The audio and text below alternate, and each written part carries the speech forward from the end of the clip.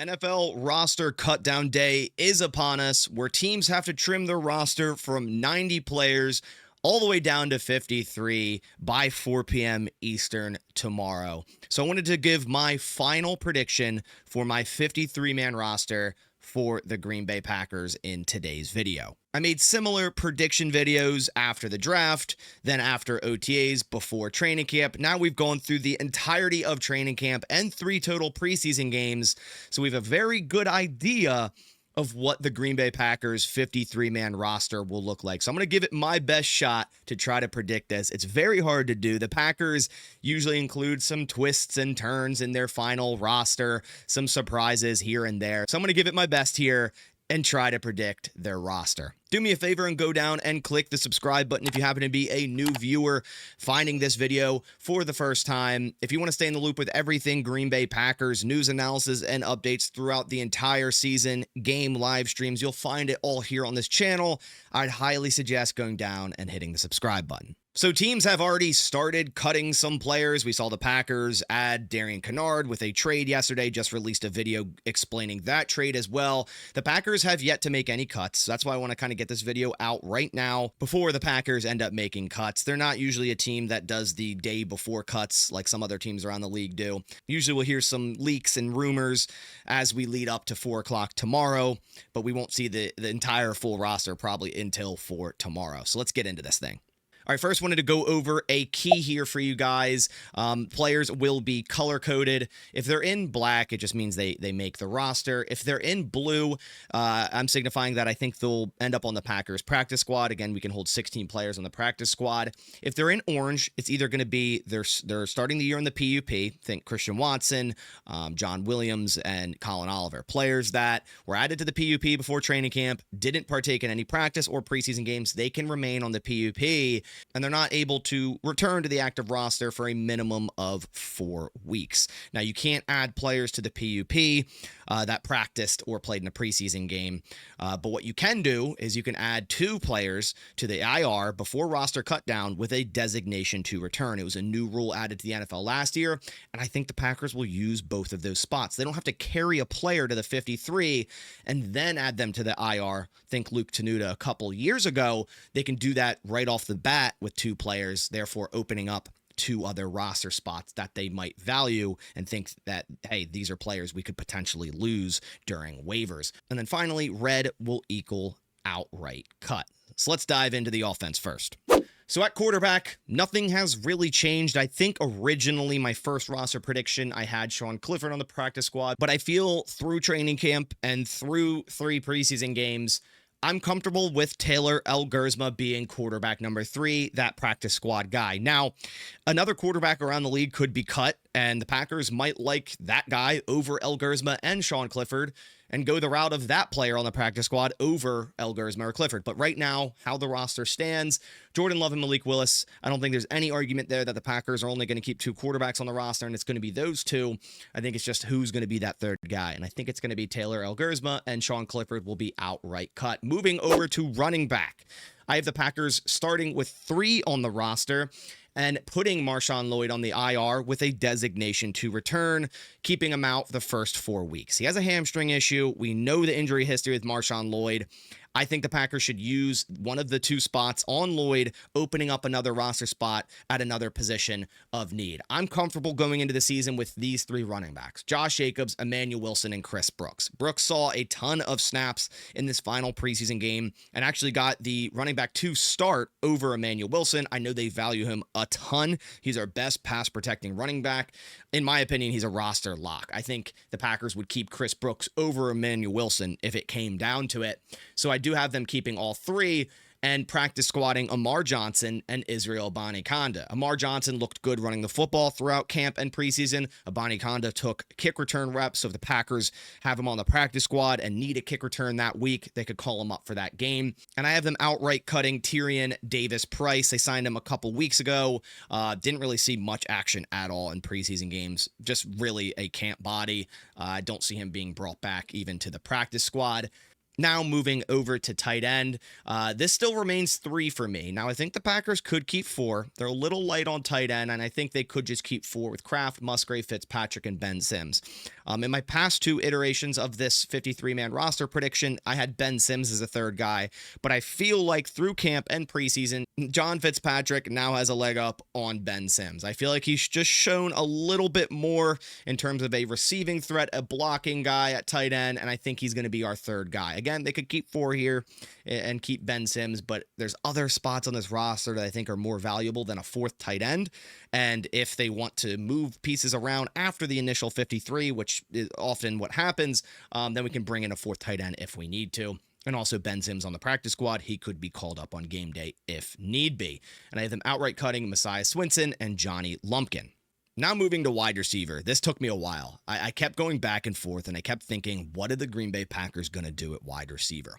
So I landed on them keeping 7. And my reason for this is, on this list, so many of these receivers are injured. Jaden Reed is injured. Dontavian Wicks is injured. Savion Williams is injured. So if you even consider that, hey, maybe these 3 might not be ready for week 1, that leaves you with Dobbs, Golden, Malik Heath, and Hardman. That's a short list. So I feel like you almost have to keep 7 on your initial 53.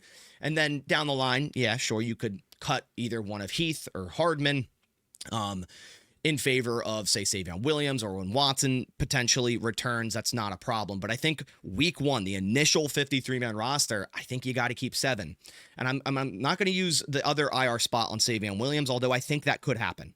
I think what also could happen is we have Savion Williams on the initial, making the initial 53, but then he's placed on IR after, and then the Packers bring in someone else on the roster. That could also happen because Savion's had a ton of injuries this preseason and really hasn't been able to get on the field, and I don't foresee him, playing many snaps early on in this season, so the Packers might just IR him after he makes the 53, then he'll be out the first 4 weeks minimum. Wicks hasn't returned to practice since his calf injury. Jaden Reed with the foot injury. During the fight videos, you could see Jaden Reed still with a pretty significant limp. There's a chance that Reed isn't able to play week 1, and the player that's been getting backup slot reps is Mecole Hardman. And I know Mecole Hardman's had a rough preseason, but he has been returning kicks. He can be our punt returner. I don't know who it's going to be if it's not Hardman. Unfortunately, it might be Reed, but again, Reed might not be ready week 1.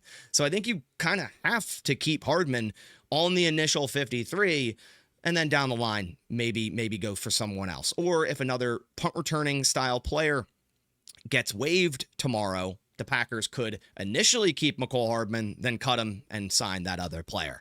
That could happen as well. Now, for the other receivers, Watson will start on the PUP, and I have Will Shepard and Cornelius Johnson making the practice squad and outright cutting Julian Hicks, Isaiah Nayer, and Quan Baker. Now moving on to offensive line, I have it separated into tackle, guard, and center. So for tackle, I have us keeping 5 players. Now I list Morgan and Kennard as tackles, but Zach Tom, Rasheed Walker, Jordan Morgan, Anthony Belton, and Darian Kennard. For the other offensive linemen, I have them practice squatting Kadeem Telfort. Travis Glover's already on IR. He's out for the year. And outright cutting Brant Banks. Now, I liked Brant Banks, and I think he could make the practice squad over Kadeem Telfort. I just think Kadeem Telfort has so much experience. The Packers know they can play him at tackle and guard, although I think Brant Banks had a good preseason. They could even practice squad both of these guys. They traded for Darian Kennard. He can play guard. He can play tackle. Obviously, a roster lock after spending a 6th-round pick on him yesterday. Anthony Belton's going to make the roster, more of a redshirt year. Jordan Morgan, Rasheed Walker, Zach Tom, obviously roster locks. Now moving over to guard. The Packers right now have 2 locks at guard, and that's Aaron Banks and Sean Ryan. Now, Donovan Jennings I have making the roster, and you'll see why once I move to center. So I have Donovan Jennings making the roster. John Williams will remain on the PUP and be out a minimum of 4 weeks. Likely would be a redshirt season for him anyways, nor would he see any snaps. Tyler Cooper going to the practice squad. Again, they could go for someone like Brant Banks over Tyler Cooper here. JJ LePay being cut and Lecitus Smith being cut. They could also go Lecitus Smith here for the practice squad. Now, I mentioned Donovan Jennings making the roster because I'm using the second IR spot on Jacob Monk at center. IR designation to return. So that allows us to have 2 extra players, Marshawn Lloyd, Jacob Monk, 2 players we drafted in the top 4 rounds just a season ago, to still be on the roster, but not have to hold up a roster spot. Jacob Monk is also going through a hamstring issue, and he's not a starter. So, you can have him out the first 4 weeks in favor of Donovan Jennings, and he's your depth guy at interior offensive line. Plus, you don't really need a backup center right now, because I thought Sean Ryan has done really well there in favor of Jacob Monk these final 2 preseason games. So I don't think you necessarily need Jacob Monk early on in this season. So he's going to take up my other IR with the designation to return spot, and the Packers keep Donovan Jennings. Now, I have them at 9 offensive linemen. They could keep 10 and decide to keep someone like Kadeem Telfort, Brant Banks, Lasitis Smith. They could, but I think there's other positions that you need on this roster, other players that you can't let go. So 9 offensive linemen is what I'm going with, and I also have them outright cutting Trey Hill. All right, so now let's flip on over to the defense, and interior defensive line is another one I know a lot of people have been having issues with, because it's like, hey, do we keep 6 interior defensive linemen, which would essentially have Nazir Stackhouse as the 3rd nose tackle? I still think we do. I do. Kenny Clark's going to be playing nose tackle for the Packers this year. Colby Wooden has put on weight and has looked great making that transition to nose tackle, and some would argue had a better preseason at nose tackle than Nazir Stackhouse. But I think both are valuable, and you can't let Nazir Stackhouse pass through waivers. Another team will 100% sign him, so I think you have to keep 6 here. Clark, Wyatt, Brooks, Brinson, Wooden, and Stackhouse. I feel like you can never have enough defensive linemen, the big fellas down on the D-line, guys getting after the quarterback, big bodies to stop the run. You can never have enough, and I don't think it's a bad idea to keep 6 interior defensive linemen. You have Carl Brooks, he can play on the edge some. Even Devontae Wyatt could. Warren Brinson's looked good this preseason. So is Stackhouse. So is Wooden. And Kenny Clark will be playing nose tackle. So I have us keeping 6, practice squatting James Esther, and Devontae O'Malley being the outright cut. Now moving over to edge, I have us keeping 5.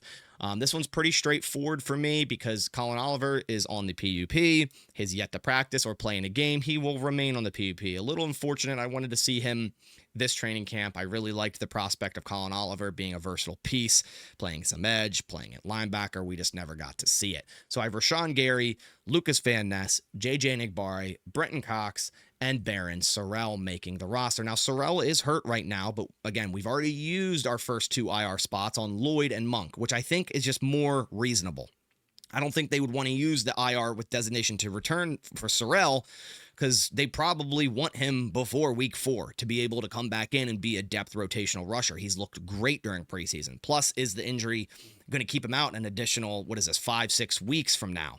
I don't think so. So I think Barron Sorrell's just going to outright make the roster. He's going to be on the injury report and hopefully can return, maybe week 1, week 2, week 3, but before that window of a player that would be placed on IR with designation to return. And if it lingers and it continues to be a problem, well, he made the roster, so then you can place him on IR and he can return after 4 weeks, and you can go and sign Aaron Mosby or Deslin Alexander as a depth guy. So I have Aaron Mosby making the practice squad, and I have them outright cutting Deslin Alexander. Although I liked what I saw from Alexander, I just think Mosby has a little bit more experience and has played in this defense more and will be their practice squad guy. He could also outright make the roster if they want to keep 6 edge rushers. Now, as for linebacker, I think this has remained exactly the same, I think, in all 3 of my prediction videos. Now, I was kind of on the fence, and I was thinking here, is Isaiah Simmons going to make the roster? I think we can all agree it wasn't a great preseason for him on the defense, but he did well on special teams. And I think this either is going to be Isaiah Simmons or Kristian Welch, and it could go either way. I think if I'm wrong on a spot on the defense, it's probably going to be this one. I think Kristian Welch could definitely make the roster of Isaiah Simmons. He played in 54 special team snaps this preseason, where Simmons played in 21. Welch led the team in special teams tackles and assists, where, Simmons, played more defense, but didn't look great out there. And I think Welch even looked better on defense. But Simmons did play the second most snaps overall on the entire defense this preseason. Again, this could go either way. They could even go Jamon Johnson, but I think it's going to be between Simmons and Welch. I'm going to go for Simmons, but it definitely could be Welch here. So I have practice squatting Welch and Jamon Johnson. Welch is a guy that, again, could be claimed and not even make it to the Packers practice squad. And I have them outright cutting Jared Bartlett. So the 5 that make it are Quay Walker, Edgerrin Cooper, Isaiah McDuffie, Tyron Hopper, who's looked great in preseason, and Isaiah Simmons. Now for cornerback, I have them keeping 6. Now I'm including Javon Bullard in the mix at cornerback. He's going to start at nickel for the Packers with Evan Williams and Xavier McKinney back at safety. He's still going to play some safety, but for now, I'm going to list him as a cornerback because that's day 1 nickel cornerback starter is Javon Bullard. So my 6 is Nixon, Hobbs, Valentine, Bullard, all roster locks. I have Bo Melton on this roster. I honestly, at this point, I think he definitely makes it. Some people may not think that, but I think he's a roster lock. I really do. I'm very high on Bo Melton being able to go through this position switch, and it seems like get better every single day of practice. And he's a core special teamer, and we know how the Packers value special teams. And I also have Kalen King making the roster. I've been very, very impressed with Kalen King over guys like Micah Robinson, Kamal Haddon, Corey Ballantyne, Tyron Herring. I think if Kalen King, if you try to get him on the practice squad, another team will snag him. And I know we value, as Packers fans, we value our players more than other NFL teams. And a lot of times when you say, oh, that player is going to get claimed, it doesn't end up happening. But I do think like 2 guys on this roster that if you try to get to their practice squad, Nazir Stackhouse and Kalen King, I think those guys would get picked up. I think Micah Robinson, Kamal Haddon, Corey Ballantyne will all pass through waivers. Even though Micah Robinson's a rookie this year, a 7th-round guy, I think he's going to pass through waivers. There's not much hype on him, whereas Kalen King, at one point was like a 1st-round, 2nd-round talent, then had a bad season, ended up falling to the 7th. I just think another team would snag him. So I have the Packers keeping 6 corners, and this is why I think the Packers utilize the 2 IR spots with designation to return with Marshawn Lloyd and Jacob Monk. It allows you to just outright it allows you to keep 7 receivers. It allows you to get Donovan Jennings right on the roster. And it also allows you to get Kalen King right on the roster without potentially losing him through waivers. And then I have them practice squatting 3 cornerbacks. This could be less in favor of, someone else like Desmond Alexander on the practice squad. But I have Micah Robinson, Kamal Haddon, Corey Ballantyne, all on the practice squad and all available to be called up on game day for more special teams help and an outright cut of Tyron Herring. Now moving to safety, it's going to be 4, but again, Javon Bullard can play safety, so they essentially have 5 safeties on the roster, which is usually the route they go, but, I'm just classifying Bullard as a corner for this video. Xavier McKinney, Evan Williams, Katana Ladapo, Zane Anderson. Now, Anderson's going through an injury right now, so this could be the case where they use their 2 IR designation spots, carry Zane onto the roster, and then IR him right after, and maybe sign someone like Omar Brown, who we got an update today that he could be cleared to play soon, and he's out of the hospital, which is great news to hear. But I do have them practice squatting Omar Brown at first.